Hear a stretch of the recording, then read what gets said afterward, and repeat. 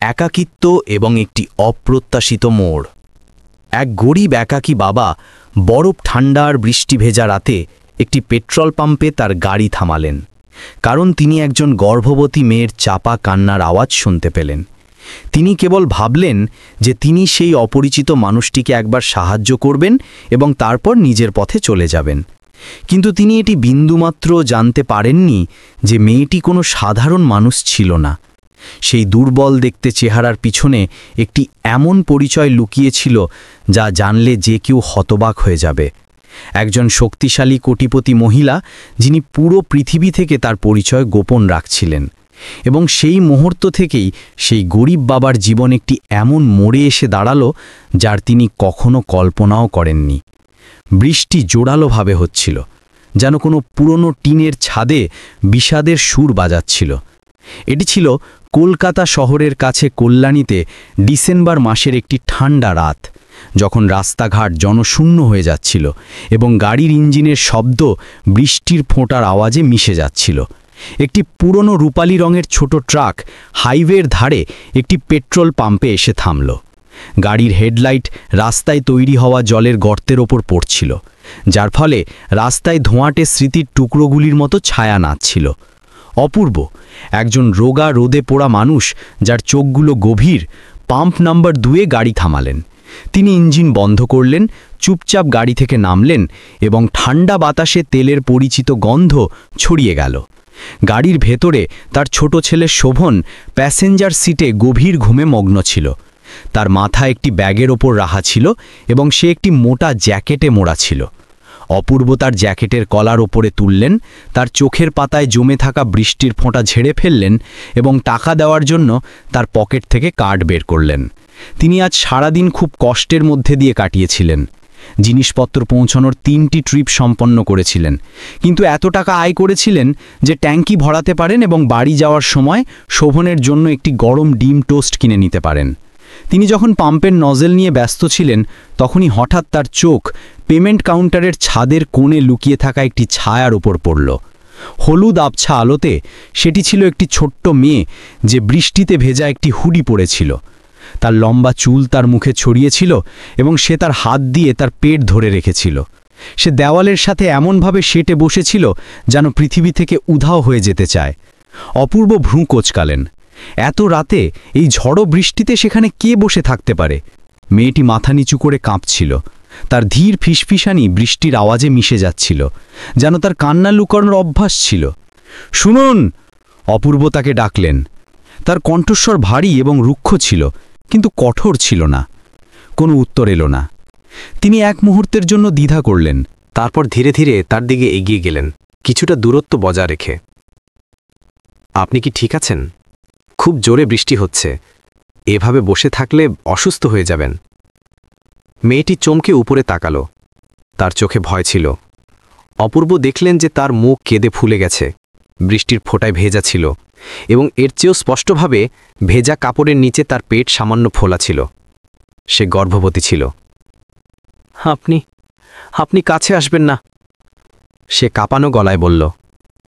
তার পেট বাঁচানোর জন্য হাত এগিয়ে দিল। অপূর্ব তার 2 হাত উপরে তুললেন এবং আধা কদম পিছিয়ে গেলেন। আমি কিছু করব না, আমি শুধু দেখলাম যে আপনি এখানে বসে আছেন, তাই আমার মনে হলো এটা বিপজ্জনক। আপনার কি কোনো সাহায্যের প্রয়োজন? মেয়েটি মাথা নাড়ল। আমি ঠিক আছি, আমি শুধু কিছুক্ষণ বিশ্রাম নিয়ে চলে যাব। অপূর্ব প্রায় ঘুরে যাচ্ছিলেন। তিনি ভালো করেই বুঝতেন যে অন্যের বিষয়ে হস্তক্ষেপ করা উচিত নয়, কিন্তু যখন তিনি তার গাড়ির জানালা দিয়ে তার ঘুমন্ত ছেলেটিকে দেখলেন, যে ছোট এবং দুর্বল, তখন তিনি নিজেকে ভাবতে থেকে বিরত রাখতে পারলেন না। যদি কোনোদিন তার ছেলে এমন পরিস্থিতিতে আটকে যায়, তবে কি কেউ থামবে? তিনি আবার ঘুরলেন। আমার গাড়িতে কিছু রুটি আর গরম জল আছে, বেশি কিছু নয়, কিন্তু এতে আপনি একটু উষ্ণতা পেতে পারেন। আপনি যদি কথা বলতে না চান তবে কোনো সমস্যা নেই, আমি এটি এখানেই রেখে যাব। মেয়েটি কোনো উত্তর দিল না, কিন্তু যখন তিনি রুটির প্যাকেট এবং জলের বোতল সিঁড়ির ওপর রাখলেন এবং যেতে শুরু করলেন, তখন তিনি তার ফিসফিসানি শুনতে পেলেন। ধন্যবাদ। অপূর্ব সঙ্গে সঙ্গে গেলেন না। তিনি ছাদের নিচে দাঁড়িয়ে অপেক্ষা করতে লাগলেন যে সে খাবারটি তুলে নেবে। সে ধীরে ধীরে হাত বাড়িয়ে রুটির প্যাকেটটি তুলল। তার হাত কাঁপছিল। অপূর্ব এবার লক্ষ্য করলেন যে তার হাত ঠান্ডা এবং হলুদ হয়ে গেছে এবং সে বুড়িভাবে কাঁপছিল। তিনি কিছু করার আগেই মেয়েটি নড়বড়ে হলো। তার পা জবাব দিয়ে দিল এবং সে নিচে পড়তে শুরু করল। অপূর্ব সঙ্গে সঙ্গে তাকে ধরে নিলেন তার মাথা ঠান্ডা সিমেন্টের মেঝেতে আঘাত করার আগে। আরে আরে, আপনি কি ঠিক আছেন? তিনি তাড়াতাড়ি জিজ্ঞাসা করলেন, এক হাত দিয়ে তার পিঠকে এবং অন্য হাত দিয়ে তার মাথাকে সমর্থন দিয়ে। সে কোনো উত্তর দিল না। তার নিঃশ্বাস ছোট ছিল এবং মুখ সাদা হয়ে গিয়েছিল। অন্য কোনো পথ না দেখে অপূর্ব তার গাড়ির দরজা খুললেন এবং তাকে পেছনের সিটে শুইয়ে দিলেন, যেখানে তার ছেলে ঘুমাচ্ছিল। তিনি হিটার চালু করলেন। পুরনো ট্রাকটি খড়খড় শব্দ করল, কিন্তু ভাগ্যক্রমে এটি তখনও কাজ করছিল। কিছুক্ষণ পর মেয়েটি ধীরে ধীরে পাশ ফিরল। তার চোখ এখনও বন্ধ ছিল এবং তার শুকনো ঠোঁট নড়ল। আমাকে আমাকে সেখানে ফিরিয়ে নিয়ে যেও না। অপূর্ব ড্রাইভারের সিটে চুপচাপ বসেছিলেন। তিনি জানতেন না যে সেখানে কোথায়, কিন্তু সে আওয়াজে শুধু ভয় ছিল না, সেটি ছিল একটি আকুল আবেদন। একটি ছোট ঘরে নতুন উষ্ণতা, ঘন গাছের কাছে তৈরি তাদের ছোট ভাড়া বাড়িতে পৌঁছে অপূর্ব তাকে ভেতরে নিয়ে গেলেন। শোভন তখনও তার কোলে ঘুমোচ্ছিল। এক হাত দিয়ে ছেলেকে এবং অন্য হাত দিয়ে মেয়েটিকে ধরে তিনি ক্লান্তিতে হাঁপাচ্ছিলেন, কিন্তু অদ্ভুতভাবে তিনি কোনো বিরক্তি অনুভব করছিলেন না। তিনি কেবল একটি দায়িত্বের অনুভূতি অনুভব করছিলেন। সে যেই হোক না কেন। তিনি শোভনকে বিছানায় শুইয়ে দিলেন, কম্বল দিয়ে ঢেকে দিলেন এবং তারপর সেই অপরিচিত মেয়েটির দিকে ফিরলেন যে কোণে রাখা একটি তোষকের ওপর গুটিয়ে শুয়েছিল। নাইট ল্যাম্পের আবছা আলো তার সুন্দর মুখের ওপর পড়ছিল, যার মধ্যে কিছু একটা পরিচিত ছিল, অথবা হয়তো তিনি খুব ক্লান্ত ছিলেন। আলো বন্ধ করার আগে অপূর্ব তার পড়ে যাওয়া ফোনটি টেবিলের ওপর রাখার কথা ভাবলেন। তখনই স্ক্রিনটি জ্বলে উঠল। ওয়ালপেপারে তার একটি ছবি ছিল, যা একটি জমকালো অ্যাপার্টমেন্টে তোলা হয়েছিল, যেখানে আখরোট কাঠের আসবাবপত্র, ক্রিস্টালের ঝাড়বাতি এবং পিছনে বারান্দা থেকে একটি সুন্দর দৃশ্য দেখা যাচ্ছিল। অপূর্ব ভ্রু কোঁচকানেন। যে মানুষ এমন অ্যাপার্টমেন্টে থাকে, সে বৃষ্টির রাতে পেট্রোল পাম্পে এই অবস্থায় কিভাবে পৌঁছাতে পারে? এবং সে ফিরে যেতে কেন চায় না? তিনি জানতেন না, কিন্তু তিনি একটি কথা জানতেন, এই মেয়েটি শুধু রাস্তায় পাওয়া একজন অপরিচিত ছিল না, সে নিজের সাথে একটি গোপন নিয়ে এসেছিল, এবং হয়তো ভাগ্য তাকে সঠিক সময়ে, সঠিক জায়গায় এবং সঠিক মানুষের কাছে পৌঁছে দিয়েছিল। অপূর্ব জানালার কাছে বসলেন, একটি সিগারেট ধরালেন। বাইরে তখনও বৃষ্টি হচ্ছিল। এই গল্পটি নিশ্চিতভাবেই এখানেই শেষ হওয়ার ছিল না। দূর থেকে মুরগির ডাক শোনা গেল, যা গাছের ফাঁক দিয়ে যাওয়া বাতাসে মিশে যাচ্ছিল। অপূর্ব চোখ খুললেন, দেখলেন যে জানালার বাইরে সকাল হচ্ছে। রাতের বৃষ্টির আর্দ্রতা এখনও বাতাসে ছিল। তিনি উঠলেন, আড়মোড়া ভাঙলেন এবং ঘরের কোণে রাখা তোষকের দিকে দেখলেন। গতকাল রাতের মেয়েটি এখনও সেখানেই শুয়েছিল। তার জট পাকানো চুল তার অর্ধেক মুখ ঢেকে রেখেছিল। তার নিঃশ্বাস একটি ছন্দে চলছিল। পাশে শোভন কম্বলে মোড়া তার পুরনো টেডি বিয়ারকে শক্ত করে ধরেছিল। অপূর্ব উঠলেন, কোণে রাখা ছোট গ্যাস স্টোভটি জ্বালালেন এবং গরম জল আর কিছু ইনস্ট্যান্ট নুডলস তৈরি করতে লাগলেন। তার এমন তাড়াতাড়ি সকালের অভ্যাস ছিল। পেট ভরার জন্য কিছু দরকার ছিল, যাতে সময় মতো কাজে পৌঁছাতে পারে। যখন স্টোভের শব্দ এলো, তখন মেয়েটি ধীরে ধীরে পাশ ফিরল। সে চোখ খুলল, ঘাবড়ে গিয়ে সেই আটসাট ঘরটি দেখল। তার চোখ সেই মানুষটির ওপর পড়ল, যে পিঠ করে দাঁড়িয়েছিল, যার বিবর্ণ টি শার্টে তেলের কিছু দাগ লেগেছিল। শুভ সকাল। অপূর্ব ঘুরলেন। তার কণ্ঠস্বর সকালে তাড়াতাড়ি ওঠা মানুষের মতো ভারী এবং গভীর ছিল। তুমি উঠে গেছ? মেয়েটি ধীরে ধীরে মাথা নাড়ল। তার হাত অজান্তে তার পেটের উপর চলে গেল। আমাকে ক্ষমা করবেন, আপনাকে বিরক্ত করার জন্য। আমি কিছুক্ষণ পরেই ঠিক হয়ে চলে যাব। অপূর্ব নুডলসের বাটি ছোট কাঠের টেবিলের ওপর রাখলেন এবং একটি চেয়ার কাছে টেনে নিলেন। আগে এটি খেয়ে নাও। সারা রাত বাইরে বৃষ্টিতে ভেজা এবং না খেয়ে থাকার পর সঙ্গে সঙ্গে যাওয়া সহজ হবে না। সে বাটিটি তুলল। তার হাত এখনও কাঁপছিল। নুডলসগুলি সাধারণ ছিল, কিন্তু সেগুলির মধ্যে একটি অদ্ভুত উষ্ণতা ছিল। সে মাথা নিচু করে ধীরে ধীরে ধন্যবাদ বলল। ঠিক তখনই শোভন উঠল এবং চোখ মুছতে মুছতে দৌড়ে এলো। মেয়েটিকে দেখে তার চোখ বড় হয়ে গেল। মাসি, আপনি সবসময় কাঁদেন কেন? বাচ্চার নির্দোষ কণ্ঠস্বর ঘরের নীরবতাকে আরও গভীর করে তুলল। মেয়েটি থেমে গেল, দ্বিধা করল। অপূর্ব তাড়াতাড়ি তার ছেলের মাথায় হাত বুলিয়ে দিলেন। কি বাজে কথা বলছ? চলো, তোমার জলখাবার করো। মেয়েটি হঠাৎ ধীরে ধীরে হেসে উঠল। তার হাসিতে কিছুটা লজ্জা ছিল। সে শোভনের দিকে ফিরল। আমি এখন আর কাঁদব না, চিন্তা করার জন্য ধন্যবাদ। শোভন মাথা নাড়ল এবং বিস্কুটের প্যাকেট খুঁজতে লাগল। সে অর্ধেকটা তাকে দিয়ে বলল, এটা আমার সাথে খাও, যাতে তুমি আবার না কাঁদো। সেই নির্দোষ ইঙ্গিত তার চোখে জল এনে দিল। অপূর্ব চুপচাপ দেখতে থাকলেন। তার মন বিচলিত ছিল। তিনি দেখলেন যে মেয়েটি ক্লান্ত লাগছিল, কিন্তু অভিনয়কারী নয়। তার বিষণ্ণ চোখ, যা সে লুকানোর চেষ্টা করছিল, কোনো ভারী বোঝা ছিল। তিনি বেশি কিছু জিজ্ঞাসা করতে চাইলেন না। প্রত্যেকেরই নিজস্ব গোপনীয়তা থাকে, এবং তিনি ভালো করেই জানতেন যে হৃদয়ে ক্ষত নিয়ে বাঁচা কেমন হয়। সে নুডলসের বাটি নিচে রাখল এবং সরাসরি অপূর্বের চোখে তাকাল। অপূর্বজি, আমি কি আরও এক রাত এখানে থাকতে পারি? শুধু এক রাত। আমি প্রতিশ্রুতি দিচ্ছি, আমি কাল সকালে চলে যাব। অপূর্ব কিছুটা চমকে গেলেন। তিনি চেয়েছিলেন যে সে সুস্থ হওয়ার সাথে সাথেই চলে যাক, কারণ একজন অপরিচিতকে ঘরে রাখা ভালো ধারণা ছিল না। কিন্তু তার আবেদনময়ী চোখ তাকে না বলতে দিল না। তিনি একটি দীর্ঘশ্বাস নিলেন। ঠিক আছে, বিশ্রাম নাও, কোনো তাড়াহুড়ো নেই। সে ঠোঁট কামড়াল এবং ধীরে ধীরে মাথা নাড়ল। আমার নাম প্রিয়া। আমি আপনার এবং আপনার ছেলের এই দয়া কখনো ভুলব না। ঠিক আছে প্রিয়া, অপূর্ব পুনরাবৃত্তি করলেন, যেন সেই নামটা তার স্মৃতিতে গেঁথে নিচ্ছিলেন। তিনি আর কিছু জিজ্ঞাসা করলেন না। তার জন্য আপাতত নামটাই যথেষ্ট ছিল। একটি অপ্রত্যাশিত অতিথি। দুপুরে অপূর্ব কাজে চলে গেলেন এবং প্রিয়া ও শোভনকে বাড়িতে রেখে গেলেন। যাওয়ার আগে তিনি জানালেন যে আলমারিতে অল্প চাল এবং শুকনো সবজি আছে। কিছু একটা রান্না করে নিও, দরজা ঠিক করে বন্ধ করে দিও এবং কোনো অপরিচিতের জন্য খুলো না। প্রিয়া শুধু মাথা নাড়ল। তার চোখে কৃতজ্ঞতা এবং সামান্য দ্বিধা ছিল। অপূর্বের কাজ আজ সহজ ছিল না। বৃষ্টি এইমাত্র থেমেছিল এবং নির্মাণস্থলের রাস্তা কাদায় ভরা ছিল। ট্রাকটি চলতে কষ্ট পাচ্ছিল, কিন্তু তার মনে সেই মেয়েটির ছবি ঘুরছিল যে তোষকের ওপর গুটিয়ে বসেছিল, হাত পেটের ওপর রাখা। একটি মেয়ে যে স্পষ্টভাবে বিলাসবহুল জীবনযাপন করত। সে শহরের বাইরের এলাকায় একটি পেট্রোল পাম্পে এই অবস্থায় কেন ছিল? এই প্রশ্নটি তাকে বিরক্ত করতে থাকল, যার ফলে তিনি কিছুটা অসতর্ক হয়ে পড়লেন এবং জিনিসপত্র নামানোর সময় প্রায় পড়েও গিয়েছিলেন। তিনি জোরে মাথা নাড়লেন, নিজেকে বললেন যে এই বিষয়গুলোতে তার জড়ানো উচিত নয়। যখন তিনি বাড়ি ফিরলেন, তখন অপূর্ব এটি দেখে হতবাক হয়ে গেলেন যে ঘরটি আগের থেকে অনেক বেশি পরিষ্কার পরিচ্ছন্ন ছিল।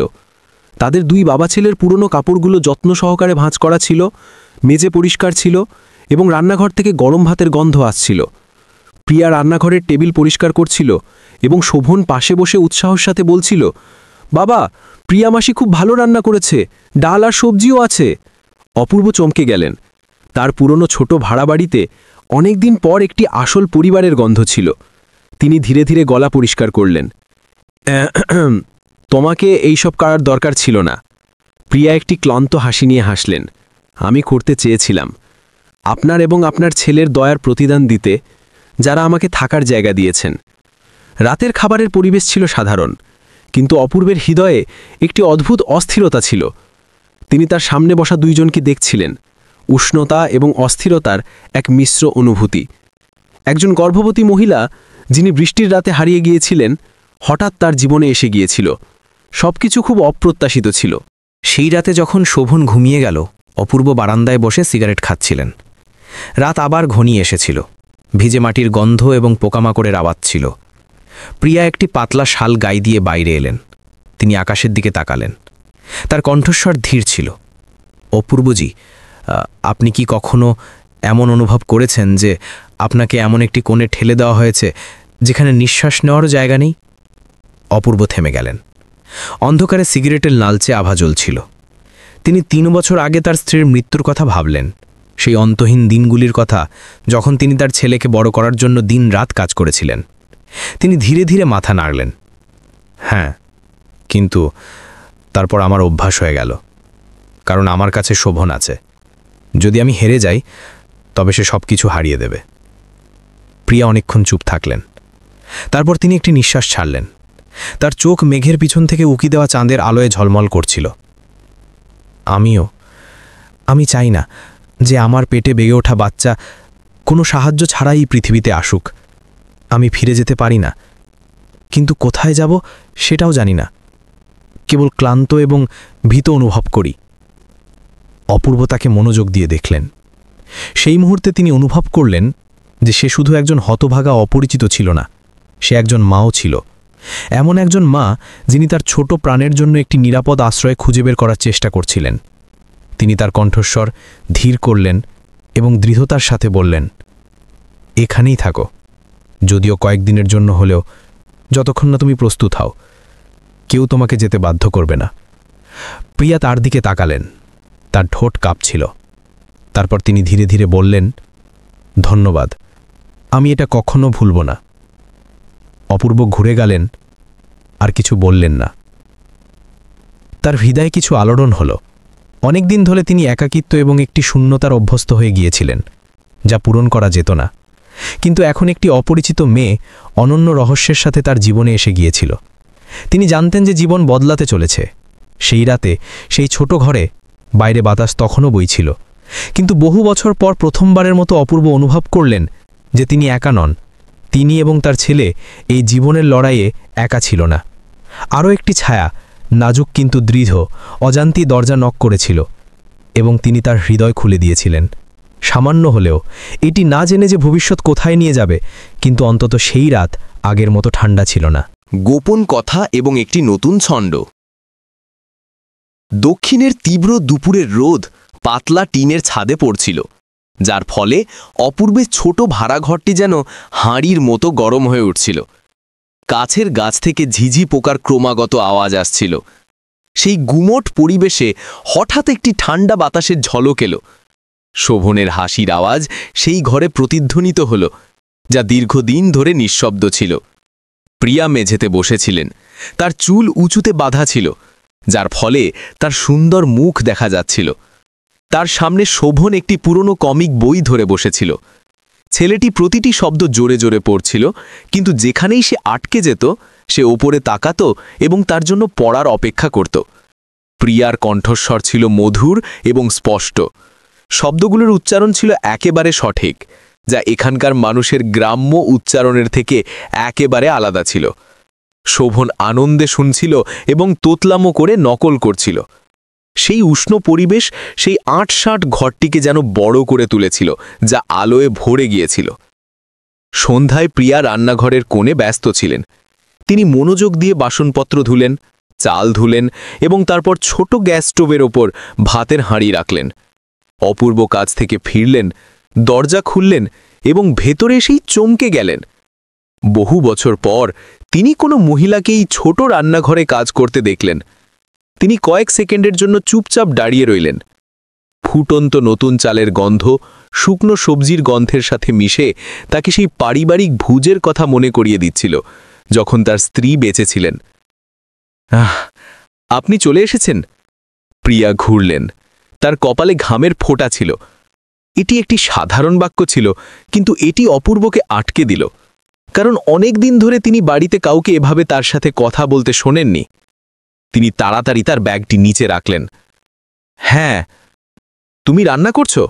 এর কোনো দরকার নেই, থাক, আমি করে নেব। প্রিয়া একটি হালকা হাসি নিয়ে মাথা নাড়লেন, কিন্তু তার চোখে কিছুটা গর্ব ছিল। আমাকে করতে দিন, আমি এখানে বিনামূল্যে খাচ্ছি, অন্তত আমার কিছু করা উচিত। অপূর্ব তাকে দেখলেন। তার হৃদয়ে একসাথে লজ্জা এবং ভালো লাগা অনুভব হল। তিনি চেয়ারে বসলেন, একটি সিগারেট ধরালেন, কিন্তু তারপর নিভিয়ে দিলেন এবং তার বদলে তিনি তার জন্য পাখা চালিয়ে দিলেন। শোভন দৌড়ে এলো এবং উৎসাহের সাথে বলতে লাগল, বাবা, আজ আমি আর প্রিয়ামাসি মিলে ঘর পরিষ্কার করেছি, আমি খুব প্রশংসা পেয়েছি। অপূর্ব হেসে উঠলেন এবং তার ছেলের মাথায় হাত বুলিয়ে দিলেন। খুব ভালো, খুব ভালো। প্রিয়ামাসি তোমার জন্য খুব ক্লান্ত হয়ে গেছেন, তাই না? প্রিয়া শোভনের দিকে তাকালেন। তার চোখ কোমল ছিল। না, সে খুব প্রিয় বাচ্চা। তারপর তিনি ঘুরে গেলেন, তার দ্বিধা গোপন করতে করতে, যেন তিনি খুব বেশি অনুভূতি দেখাতে চান না। পরের কয়েকদিন তাদের জীবন একটি নতুন ছন্দে ঢলে গেল। প্রতিদিন সকালে অপূর্ব শোভনকে স্কুলে ছেড়ে দিতেন এবং তারপর কাজে চলে যেতেন। সন্ধ্যায় ফেরার সময় তিনি প্রায়শই প্রিয়াকে কাপড় শুকাতে বা উঠোন পরিষ্কার করতে দেখতেন। তিনি কম কথা বলতেন, কিন্তু তার হাত খুব নিপুণ ছিল। যে কোনো কাজ তিনি করতেন তা পরিষ্কার পরিচ্ছন্ন এবং সুশৃঙ্খল হতো। ধীরে ধীরে সেই স্যাঁতসেঁতে এবং অস্থায়ী ঘরটি উজ্জ্বল এবং পরিষ্কার হয়ে গেল। অপূর্ব অদ্ভুত জিনিসগুলো লক্ষ্য করতে শুরু করলেন। প্রিয়া যদিও তার স্ত্রীর পুরনো কাপড় পরতেন, কিন্তু তার হাঁটার ভঙ্গি, চপস্টিক ধরার ধরন, কাপড় ভাঁজ করার ধরন সবকিছুই ছিল আলাদা। একবার যখন শোভন তাকে অক্ষর লিখতে শেখাতে বলল, তখন প্রিয়া বসলেন এবং প্রতিটি অক্ষর মনোযোগ দিয়ে লিখলেন। তার হাতের লেখা একজন শিক্ষকের মতো একেবারে সোজা এবং সুন্দর ছিল। অপূর্ব দেখতে থাকলেন। তার মনে একটি প্রশ্ন ঘুরছিল, আসলে এই মেয়েটি কে? তার অতীত কেবল একজন পথভ্রষ্ট মেয়ের হতে পারে না। সন্ধ্যায় যখন তারা দুজনেই কাপড় ভাঁজ করছিলেন, অপূর্ব হঠাৎ জিজ্ঞাসা করলেন, তুমি কোথায় পড়াশুনো করেছো যে তুমি এত পরিষ্কার কথা বলো? তোমার বাংলা একদম কলকাতার মানুষের মতো, গ্রামের মতো মনে হয় না। প্রিয়া এক মুহূর্তের জন্য চমকে গেলেন, তারপর এড়িয়ে যাওয়ার ভঙ্গিতে হেসে উঠলেন। আমি কেবল অনেক বই পড়েছি এবং ছোটবেলায় আমার পরিবার চেয়েছিল যে আমি ঠিকভাবে কথা বলতে শিখি। সেই হাসির পিছনে কিছু একটা লুকানো ছিল, কিন্তু অপূর্ব আর জিজ্ঞাসা করা ঠিক মনে করলেন না। তিনি জানতেন যে প্রত্যেকেরই নিজস্ব গোপনীয়তা থাকে এবং কখনো কখনো বেশি জিজ্ঞাসা করলে তারা আরও চুপ হয়ে যায়। এক সন্ধ্যার খাবারের পর শোভন পাড়ার বাড়িতে খেলতে চলে গেল। গলির মোড়ে মুদির দোকান চালানো শার্মামাসি অপূর্বের সাথে কথা বললেন যখন তিনি সেখান দিয়ে যাচ্ছিলেন। ওই যে মেয়েটি তোমার বাড়িতে থাকে, খুব অদ্ভুত, ধীরে ধীরে কথা বলে, ফর্সা, তার হাত দেখে মনে হয় না যে সে কখনো কষ্ট করেছে। এমন একজন মানুষ এখানে কিভাবে আসতে পারে? শর্মামাসি ঠোঁট কোঁচকালেন, তার চোখে কৌতূহল এবং ইশারা ছিল। অপূর্ব কেবল মুচকি হাসলেন এবং কোনো উত্তর দিলেন না, কিন্তু তার হৃদয়েও সেই একই প্রশ্ন ছিল। সেই রাতে যখন তারা থালা বাসন পরিষ্কার করছিলেন, শোভন হঠাৎ প্রিয়ার সামনে বলে দিল, প্রিয়ামাসি কাল রাতে বাবার সাথে শুয়েছিল। অপূর্বের গলায় জলের ঢোক আটকে গেল এবং তিনি কাশতে শুরু করলেন। প্রিয়ার মুখ লাল হয়ে গেল। তিনি তাড়াতাড়ি হাত নেড়ে বললেন, হে ভগবান, বাচ্চারা কি বাজে কথা বলছো? শোভন নির্দোষভাবে তাকালো। কিন্তু এটা সত্যি, আপনি বিছানায় শুয়েছিলেন, বাবা তোষকের উপর শুয়েছিলেন, এতে কি ভুল আছে? অপূর্ব আরও জোরে কাশতে লাগলেন এবং প্রিয়া ধীরে ধীরে হেসে উঠলেন। তার হাসি মিষ্টি ছিল, কিন্তু তাতে কিছুটা লজ্জাও ছিল। সেই মুহূর্তে পুরো ঘরে একটি বিরল হাসি প্রতিধ্বনিত হল, যা কিছুটা হলেও তাদের ঘিরে থাকা ভারিত্বকে দূর করে দিল। কিন্তু আনন্দ বেশি দিন স্থায়ী হল না। এক দুপুরে অপূর্ব সাধারণের চেয়ে একটু তাড়াতাড়ি বাড়ি চলে এলেন। দরজায় পৌঁছেই তিনি ঘরের ভেতর থেকে একটি অদ্ভুত আওয়াজ শুনলেন। তিনি খুব ধীরে ধীরে দরজা খুললেন এবং দেখলেন যে প্রিয়া বিছানার কোণে বসে আছেন, মাথা নিচু করে তার ফোন দেখছেন। স্ক্রিনের আলো তার উত্তেজিত মুখের উপর পড়ছিল। তিনি কিছু বোতাম টিপলেন, যেন কাউকে ফোন করতে যাচ্ছেন, কিন্তু সে আবার দ্বিধা করল, একটি গভীর নিঃশ্বাস নিল এবং দরজার আওয়াজ শুনেই ফোন বন্ধ করে দিল। আপনি চলে এসেছেন? শ্রেয়া চমকে গেলেন, তার মুখের রং উড়ে গেল এবং তিনি তাড়াতাড়ি ফোনটি বালিশের নিচে লুকিয়ে দিলেন। অপূর্ব সবকিছু স্পষ্ট দেখলেন, কিন্তু কিছুই বললেন না। তিনি কেবল মাথা নাড়লেন এবং ভেতরে এসে তার ব্যাগটি নিচে রেখে দিলেন। তার হৃদয়ে সন্দেহ আরও এক স্তর বেড়ে গিয়েছিল। গোপন রহস্য এবং এক নতুন ঠিকানা। সেই রাতে যখন সবাই ঘুমিয়ে গেল, অপূর্ব বারান্দায় একা বসে চুপচাপ সিগারেট ধরালেন। ধোঁয়া অন্ধকারে মিশে যাচ্ছিল, তার তীব্র গন্ধ বাতাসে মিলে যাচ্ছিল। তার শ্রেয়ার ফোনে ঝুঁকে থাকা মুখের কথা মনে পড়ল, তার প্রথমবার দেখা হীরের আংটির কথা মনে পড়ল। তিনি ভাবলেন, এমন মানুষ শুধু একজন গৃহহীন মেয়ে হতে পারে না। কিন্তু তিনি তাকে বলতে বাধ্য করতে চাইলেন না। হয়তো কোনোদিন সে নিজে বলবে এবং ততক্ষণ পর্যন্ত তাকে কেবল দূরত্ব বজায় রাখতে হবে, যদিও তার হৃদয় রোজ একটু একটু করে গলছিল। ভেতরে শ্রেয়া চুপচাপ শুয়েছিলেন, হাত পেটের ওপর রাখা, চোখ ছাদের দিকে তাকিয়েছিল। তিনি জানতেন যে অপূর্ব তাকে দেখেছেন। তিনি জানতেন যে তিনি এটি চিরকালের জন্য লুকিয়ে রাখতে পারবেন না। কিন্তু যদি তিনি এখন সত্য বলে দেন, তবে কি তিনি তাকে এখনও থাকতে দেবেন? কি তিনি তাকে এখনও সেই সাধারণ চোখেই দেখবেন? অপূর্বের নীরবতা একটি সুযোগ ছিল, কিন্তু একটি ক্রমাগত উদ্বেগও ছিল। বাইরে পোকামাকড় ভনভন করছিল। রাত ধীরে ধীরে নীরবতার মধ্যে ডুবে যাচ্ছিল। আরও একটি দিন সেই ছোট ভাড়া বাড়িতে কেটে গেল, কিন্তু প্রশ্ন, ভয় এবং নীরব সম্পর্ক তৈরি হতে শুরু করেছিল, এবং তাদের কেউই জানত না যে এই সব কেবল শুরু। কালো গাড়ির আগমন এবং সত্যের উন্মোচন। সেই সকালে বহুদিনের বৃষ্টির পর আকাশ অদ্ভুতভাবে পরিষ্কার ছিল। বাতাস গাছের সুগন্ধ সেই ছোট ভাড়া ঘরে নিয়ে আসছিল। অপূর্ব যখন তার গাড়ি উঠোন থেকে বের করছিলেন, তিনি শ্রেয়াকে বারান্দায় বসে থাকতে দেখলেন। এক হাত দিয়ে পেট আহ্লাদ করছিলেন, অন্য হাতে বালিশ ছিল। তিনি চুপচাপ দূরে তাকিয়েছিলেন। তার চোখ অপূর্বকে ধীরে করে দিল। তিনি কিছু জিজ্ঞাসা করতে যাবেন, ঠিক তখনই গলি থেকে একটি শান্ত গাড়ির ইঞ্জিনের আওয়াজ এলো, যা এই এলাকার পুরনো খড়খড়ে ট্রাকের আওয়াজ থেকে সম্পূর্ণ আলাদা ছিল। একটি কালো চকচকে গাড়ি ভাড়া বাড়ির সামনে এসে থামল। কালো স্যুট এবং চকচকে জুতো পরা দুজন লোক নেমে এলো। একজন লম্বা এবং রোগা ছিল, যার হাতে একটি ফাইল ছিল। অন্যজন কিছুটা মোটা ছিল, যার চোখ ছুরির মতো ধারালো ছিল। দুজন চারদিকে দেখল এবং তারপর তাদের চোখ শ্রেয়ার ওপর স্থির হল। অপূর্ব ভ্রু কোঁচকালেন। তার অন্তরাত্মা তাকে জানালো যে কিছু গণ্ডগোল আছে। মাফ করবেন, লম্বা লোকটি বিনয়ী কিন্তু ভারী কণ্ঠে বলল, আমরা শ্রেয়া রায়কে খুঁজছি, তিনি কি এখানেই আছেন? শ্রেয়া থেমে গেলেন। তার মুখ ফ্যাকাশে হয়ে গেল, তার পেটের ওপর হাত শক্ত হয়ে গেল। তিনি তোতলাতে শুরু করলেন, আমি নই। কিন্তু তার দুর্বল কণ্ঠস্বর বিশ্বাসযোগ্য ছিল না। মোটা লোকটি এক কদম এগিয়ে গেল, একটি হালকা হাসি নিয়ে। শ্রেয়া ম্যাডাম, আর লোকাবেন না, পুরো শহর আপনাকে খুঁজছে। আপনার পরিবার খুব চিন্তিত, দয়া করে এখনই আমাদের সাথে চলুন। অপূর্ব সঙ্গে সঙ্গে বাইরে এলেন এবং দরজার সামনে দাঁড়িয়ে গেলেন। তোমরা কারা? আমার বাড়িতে এসে গোলমাল করছো কেন? লম্বা লোকটি একটি ভিজিটিং কার্ড দেখালো। আমরা রায় পরিবারের ব্যক্তিগত সহকারী, শ্রেয়া ম্যাডামকে ফিরিয়ে নিতে এসেছি। এটি একটি ব্যক্তিগত ব্যাপার, দয়া করে আপনি এতে হস্তক্ষেপ করবেন না। অপূর্ব কার্ডের দিকে এক নজর দিলেন এবং তা ফেরত ছুড়ে দিলেন। আমি জানি না তোমরা কি বলছো, এখানে কেবল আমার পরিচিত লোকেরা থাকে। তোমাদের যা করতে হয় বাইরে করো, বিরক্ত করবে না। তার কণ্ঠস্বর রুক্ষ কিন্তু দৃঢ় ছিল। তার চোখে অজান্তে একটি সুরক্ষার অনুভূতি ঝলমল করছিল। শ্রেয়া ভয়ে অপূর্বের হাত ধরলেন। প্লিজ, ওদের আমাকে নিতে দিও না, প্লিজ। অপূর্ব অনুভব করলেন যে তার হাত কতটা কাঁপছে এবং তার হৃদয় হঠাৎ জোরে ধড়ফড় করতে শুরু করল। তিনি সেই দুই লোকটিকে দেখলেন এবং সঙ্গে সঙ্গে সিদ্ধান্ত নিয়ে নিলেন সে কোথাও যাচ্ছে না। অপূর্ব ধীরে ধীরে বললেন, আপনারা চাইলে পুলিশকে এখানে ডাকতে পারেন, কিন্তু আপাতত দয়া করে এখান থেকে চলে যান। বাতাসে টানটান অবস্থা ভরে গেল। মোটা লোকটি কিছুটা ভ্রু কোঁচকালেন, আধা কদম এগিয়ে গেলেন। কিছু বলতে যাবেন, ঠিক তখনই তার সঙ্গী তার হাত টেনে ধরে থামিয়ে দিল। লম্বা লোকটি জোর করে হাসতে হাসতে মাথা নাড়লেন। ঠিক আছে, মনে হচ্ছে আজ সঠিক সময় নয়। কিন্তু অপূর্বজি, তাই না? আমরা ফিরে আসব। আশা করি আপনি অন্যের বিষয়ে জড়ানোর আগে ভালোভাবে চিন্তা করবেন। কালো গাড়িটি স্টার্ট হলো এবং ধুলোর একটি মেঘ ছেড়ে চলে গেল। অপূর্ব একটি দীর্ঘ নিঃশ্বাস নিলেন এবং ঘুরলেন। শ্রেয়া বারান্দায় পড়ে গেলেন। জল ঝরতে শুরু করল। তিনি তার কাছে বসলেন এবং তাকে জলের বোতল দিলেন।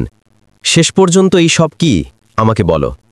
শ্রেয়া তার ঠোঁট এত জোরে কামড়ালেন যে রক্ত বের হতে শুরু করল। কিছুক্ষণ পর তিনি রুক্ষ কণ্ঠে বললেন, আমি আমার নাম মিথ্যা বলিনি, কিন্তু আমি আমার পুরো আসল জীবন লুকিয়েছি। আমি উপরে তাকালাম, তার চোখে জল ছিল। অপূর্বজি, আমি সত্যিই শ্রেয়া রায়, কলকাতার একটি বড় রিয়েল এস্টেট কোম্পানির সিইও। যারা এইমাত্র এসেছিল তারা আমার বাবার সহকারী ছিল। তারা আমাকে ফিরিয়ে নিয়ে যেতে চায়। অপূর্ব চুপ থাকলেন। এই স্বীকারোক্তি যেন পরিষ্কার আকাশে বজ্রপাতের মতো ছিল। তার সন্দেহ ছিল, কিন্তু তার মুখ থেকে শুনে তিনি হতবাক হয়ে গেলেন। তিনি তার পুরনো ভাড়াঘরটি দেখলেন, শ্রেয়া পড়া সস্তা প্লাস্টিকের চপ্পলগুলি দেখলেন এবং তাকে একটি জমকালো কাঁচের বিল্ডিং থেকে স্যুট পরে বেরোতে কল্পনা করলেন। এই দূরত্বটা ছিল অনেক বেশি। শ্রেয়া ভাঙা গলায় আরও বললেন, আমার বাবা আমাকে একজন বড় পার্টনারের ছেলের সাথে বিয়ে করতে বাধ্য করেছিলেন, কিন্তু সে আমাকে ধোঁকা দিয়েছে। তার অন্য কারোর সাথে সম্পর্ক ছিল। আমি এটা স্বীকার করতে পারছিলাম না এবং আমি চাইনি যে আমার পেটে বেড়ে ওঠা বাচ্চা একটি মিথ্যা বিয়েতে বড় হোক। আমি পালিয়ে এসেছি। আমি কেবল শান্তিতে বাঁচতে চেয়েছিলাম, একজন সাধারণ মানুষের মতো, অন্তত যতক্ষণ না আমার বাচ্চা জন্ম নেয়। বাইরে বাগানে বাতাস সরসর করে উঠল, যাতে স্যাঁতস্যাঁতে গন্ধ ছিল। অপূর্ব একটি সিগারেটে টান দিলেন এবং তা নিভিয়ে দিলেন। তুমি কতদিন লুকিয়ে থাকার কথা ভাবছ? তারা এখন পর্যন্ত পৌঁছে গেছে। শ্রেয়া ফিসফিস করে কাঁদতে কাঁদতে বললেন, আমি জানি, কিন্তু আমাকে আরও একটু সময় দিন। আমার আর কোনো জায়গা নেই। তিনি মাথা নিচু করলেন। একটি চোখের জল সিমেন্টের মেঝেতে পড়ল। যদি আপনি চান যে আমি এখনই চলে যাই, তাহলে আমি চলে যাব, কিন্তু প্লিজ আমাকে তাদের হাতে তুলে দেবেন না। অপূর্ব তাকে কিছুক্ষণ দেখলেন। তার সামনে একজন শক্তিশালী মহিলা সিইও ছিল না, বরং একজন দুর্বল মহিলা ছিলেন, যিনি তার গর্ভাবতী পেট ধরে হতাশা ভরা চোখে তাকিয়েছিলেন। তিনি একটি দীর্ঘ নিঃশ্বাস নিলেন এবং ধীরে ধীরে বললেন, আমি তোমাকে কারো হাতে তুলে দেব না, কিন্তু এখন থেকে তোমাকে আমার সাথে সৎ থাকতে হবে। আমার জানা উচিত যে আমি কার রক্ষা করছি। শ্রেয়া মাথা নাড়লেন, চোখের জল বইতে থাকল। তার চোখে ভয়, কৃতজ্ঞতা এবং একটি ছোট্ট আশার আলো ছিল। সেই রাতে রাতের খাবার নীরবে হল। শোভন নির্দোষভাবে বলছিল যে ক্লাসে শিক্ষক তার প্রশংসা করেছেন, বন্ধুদের গল্প শোনাচ্ছিল। অপূর্ব শুনছিলেন, কিন্তু তার হৃদয় ভারী ছিল। শ্রেয়া পাশে বসে হাসার চেষ্টা করছিলেন, কিন্তু তার চোখ লাল ছিল। যখন শোভন খেলনা নিতে ঘরে গেল, অপূর্ব ধীরে ধীরে বললেন, ওই লোকেরা ফিরে আসবে, প্রস্তুত থেকো, তুমি এখানে চিরকালের জন্য লুকিয়ে থাকতে পারবে না। শ্রেয়া ঠোঁট কামড়ালেন, ধীরে ধীরে মাথা নাড়লেন। তিনি শোভনকে দেখলেন এবং তারপর অপূর্বকে দেখলেন। তার কণ্ঠস্বর আর্দ্র ছিল, আমি জানি, কিন্তু যতক্ষণ আমি এখানে আছি আমি নিরাপদ অনুভব করি। রাত গভীর হল। অপূর্ব বারান্দায় বসে রাস্তার আলো বৃষ্টির পর অবশিষ্ট জলের গর্তের ওপর ঝলমল করতে দেখছিলেন। তার মনে সেই কালো স্যুট পরা লোকটির হুমকি ঘুরছিল, আশা করি আপনি অন্যের বিষয়ে জড়ানোর আগে ভালোভাবে চিন্তা করবেন। তিনি বুঝতে পারলেন, দরজার সামনে দাঁড়ানোর মুহূর্ত থেকেই তিনি আনুষ্ঠানিকভাবে এমন একটি গল্পে প্রবেশ করেছেন যা থেকে তিনি বাঁচতে পারবেন না, এবং এখন থেকে তার এবং তার ছেলের শান্তিপূর্ণ জীবন আগের মতো কখনোই হবে না। স্বাভিমান এবং নতুন পথের শুরু। সন্ধ্যার সূর্য ধীরে ধীরে পুরনো বস্তিতে তার হলুদ আলো ছড়িয়ে দিচ্ছিল। গলির কোণ থেকে পাউরুটিওয়ালার দূর থেকে আসা আওয়াজ শোনা যাচ্ছিল। অপূর্ব বারান্দার সামনে বসে সিগারেট ধরালেন। ধোঁয়া বাতাসে ধীরে ধীরে ছড়িয়ে যাচ্ছিল। ঘরে শ্রেয়া বিছানার কোণে গুটিয়ে বসেছিলেন। তার হাত শক্ত করে বাঁধা ছিল। সকালের ঘটনা এখনও তাজা ছিল। দুজনের হৃদয়ের ওপর একটি পাথরের মতো ভারী। অপূর্ব সিগারেট নিভিয়ে দিলেন, ভেতরে ঘুরলেন এবং বললেন, আমাকে সবকিছু পরিষ্কারভাবে ধরো। তুমি কে? তোমাকে কেন পালাতে হলো? এবং এই বাচ্চার ব্যাপারটা কি? তার কণ্ঠস্বর কঠোর ছিল না, কিন্তু দৃঢ় ছিল। এড়িয়ে যাওয়ার কোনো সুযোগ ছিল না। শ্রেয়া উপরে তাকালেন। তার চোখ ক্লান্ত ছিল। আমি আপনাকে বলেছি, আমি শ্রেয়া রায়, কলকাতার একটি রিয়েল এস্টেট কোম্পানির সিইও। আমি সেই পদে 3 বছর ধরে আছি, যখন থেকে আমার বাবা কাজ ছেড়ে দিয়েছেন। আমাকে একটি যুবতী তারকা বলা হতো, পরিবারের গর্ব। কিন্তু এই সব কেবল একটি বোঝা ছিল। তিনি থামলেন, নিঃশ্বাস নেওয়ার চেষ্টা করলেন এবং তারপর আরও বললেন, আমার বাবা ঠিক করে নিয়েছিলেন যে আমাকে মিস্টার শর্মার ছেলের সাথে বিয়ে করতে হবে, যিনি আমাদের সবচেয়ে বড় পার্টনার। 2 পরিবারের স্বার্থ জড়িত ছিল, কিন্তু তার অন্য কারোর সাথে সম্পর্ক ছিল। আমি খুব দেরিতে জানতে পারি, যখন আমি গর্ভবতী হয়ে গিয়েছিলাম। এই বাচ্চাটি তার নয়, এটি একটি ছোট্ট সম্পর্কের ফল। একবার আমি ভেবেছিলাম যে আমি আমার জীবনের সিদ্ধান্ত নিজে নিতে পারি। যখন আমার বাবা জানতে পারলেন, তিনি খুব রাগান্বিত হলেন, কিন্তু তবুও আমাকে বিয়ে করতে বাধ্য করলেন, যেন কিছুই ঘটেনি। আমি এটি সহ্য করতে পারলাম না। আমি পালিয়ে এলাম। অপূর্ব চুপচাপ দাঁড়িয়ে থাকলেন। পাখার আওয়াজ প্রতিধ্বনিত হচ্ছিল। ঘরের কোণে শোভন ধীরে ধীরে গান গাইছিল। তার মনে হলো যেন একটি ঠান্ডা বাতাস তার হৃদয় দিয়ে চলে গেল। একজন কোটিপতি মহিলা সিইও একটি ঠিক করা বিয়ে থেকে পালাচ্ছেন, একটি এমন বাচ্চাকে নিয়ে যাকে কেউ স্বীকার করে না, এবং এখন সে তার গরিব ভাড়া ঘরে বসে আছে। এই সব একটি অদ্ভুত সিনেমার মতো লাগছিল, কিন্তু এটি তার চোখের সামনে সত্য ছিল। তাহলে তোমার উদ্দেশ্য কি? অপূর্ব ধীরে ধীরে জিজ্ঞাসা করলেন। তুমি কি চিরকালের জন্য লুকিয়ে থাকতে পারবে? তোমার পরিবার শক্তিশালী, তারা তোমাকে ছাড়বে না। শ্রেয়ার চোখে জল ছিল। আমি জানি, কিন্তু আমি ফিরে যেতে পারি না। আমি চাই না যে আমার বাচ্চা একটি মিথ্যে পরিবারে জন্ম নিক। আমার সময় চাই, কেবল আরও কয়েক মাস। যখন বাচ্চা জন্ম নেবে, তখন আমি দূরে যাওয়ার কোনো উপায় খুঁজে নেব, হয়তো বিদেশ চলে যাব, কিন্তু আপাতত প্লিজ আমাকে এখানেই থাকতে দিন। তার কণ্ঠস্বর কাঁপছিল, আবেদন জানাচ্ছিল। অপূর্ব সঙ্গে সঙ্গে উত্তর দিলেন না। তিনি বারান্দায় বাইরে চলে গেলেন। পড়ে থাকা পাতায় ভরা উঠোনটি দেখলেন। তার স্ত্রীর কথা মনে পড়ল। হাসপাতালের বিছানার তার শেষ দিনের কথা মনে পড়ল। তার ছেলেকে যে কোনো মূল্যে রক্ষা করার প্রতিশ্রুতি মনে পড়ল।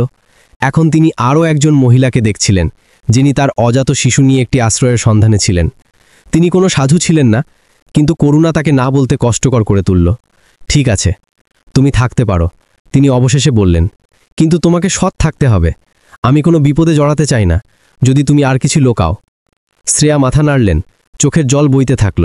তার চোখে ভয়, কৃতজ্ঞতা এবং একটি ছোট্ট আশার আলো ছিল। পরের কয়েকদিন তাদের মধ্যে পরিবেশ হালকা এবং টানটান দুটোই ছিল। শ্রেয়া বুদ্ধিমত্তা দেখালেন, শোভনের যত্ন নিলেন, পরিষ্কার পরিচ্ছন্নতায় সাহায্য করলেন, তিনি আরও সুস্বাদু খাবার তৈরি করতে শুরু করলেন। ডাল, মাছের ঝোল, ডিম কারি, এমন পারিবারিক খাবার যা অপূর্ব দীর্ঘদিন ধরে খাননি। শোভন আনন্দে ঘুরতে থাকল, বলতে থাকল যে তার মাসি রান্না করছে। অপূর্ব শুনলেন এবং তার হৃদয় ভারী হয়ে গেল। কিন্তু যখন তিনি খাবারের টেবিলে বসলেন তখন তার অস্বস্তি অনুভব হল। পরিচিত ভাড়াঘরটি হঠাৎ অদ্ভুত লাগছিল, যেন তিনি এখন আর এর মালিক নন। এক দুপুরে হালকা বৃষ্টি হচ্ছিল।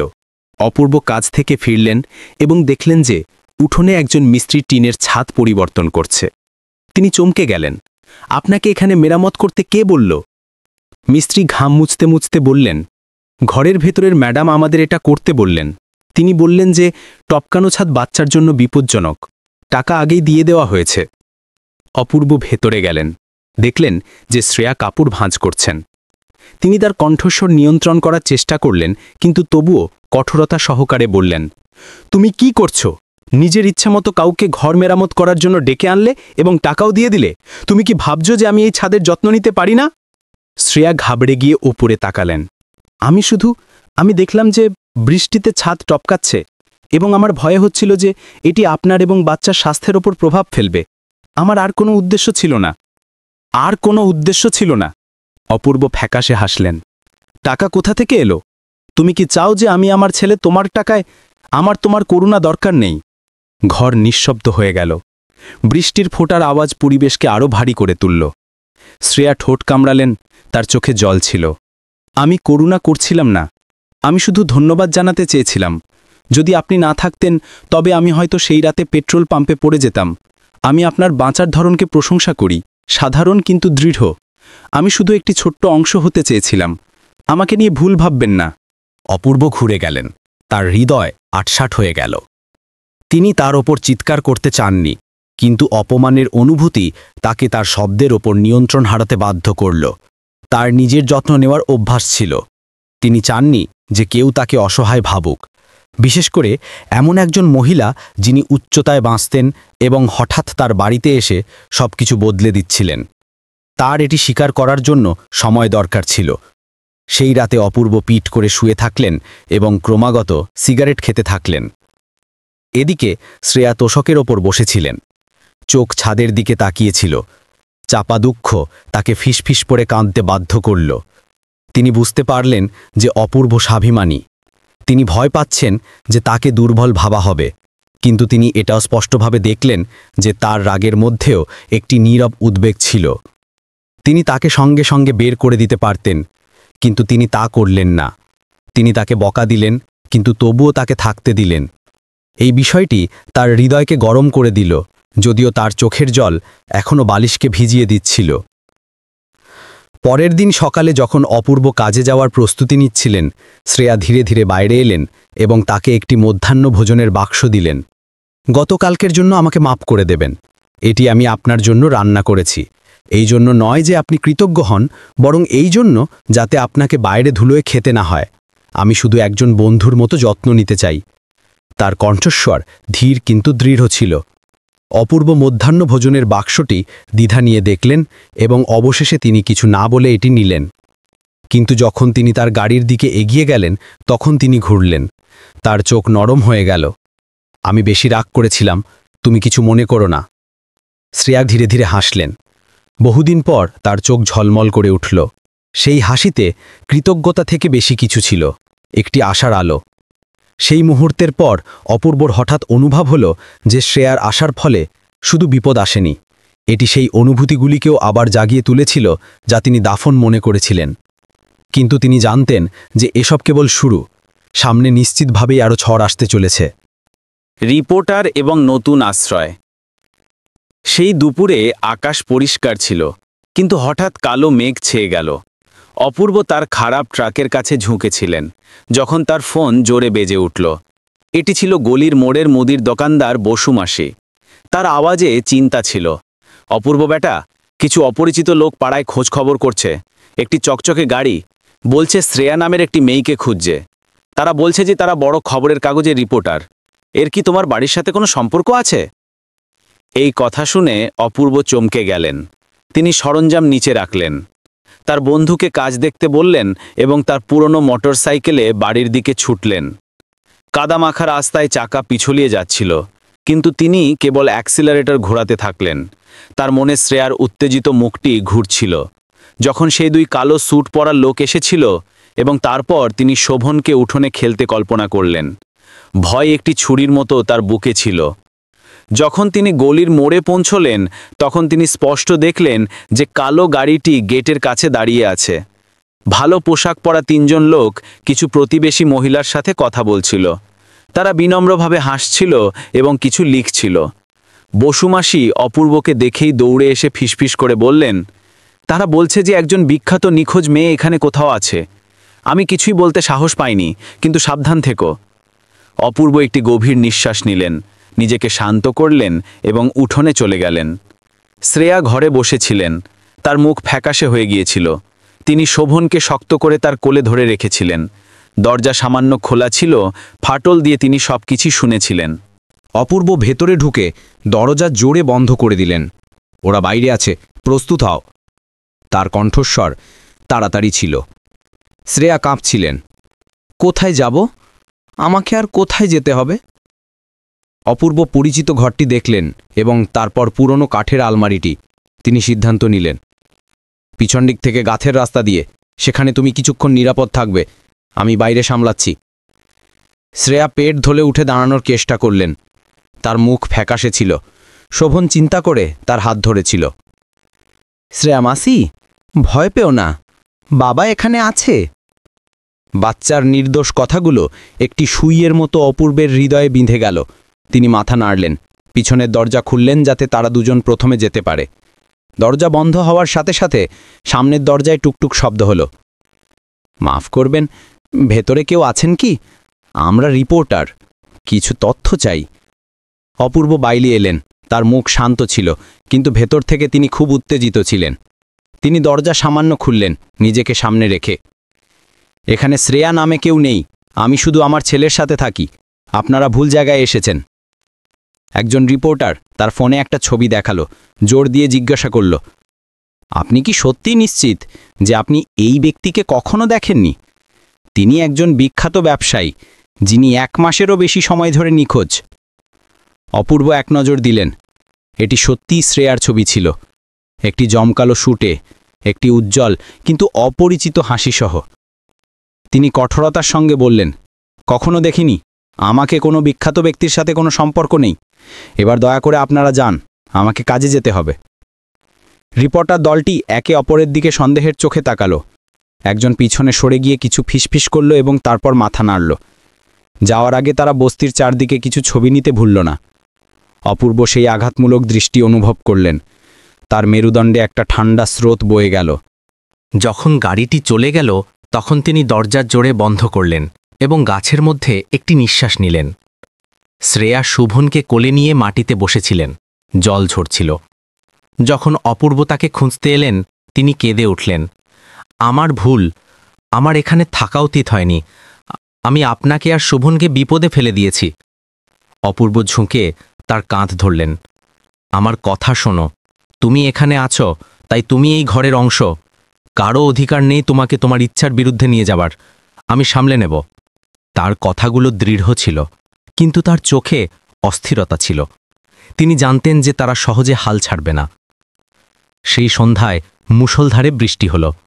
শ্রেয়ার তীব্র জ্বর হল, সম্ভবত খুব বেশি ঘাবড়ে যাওয়া এবং বাগানে লুকিয়ে থাকার সময় ঠান্ডা লাগার কারণে।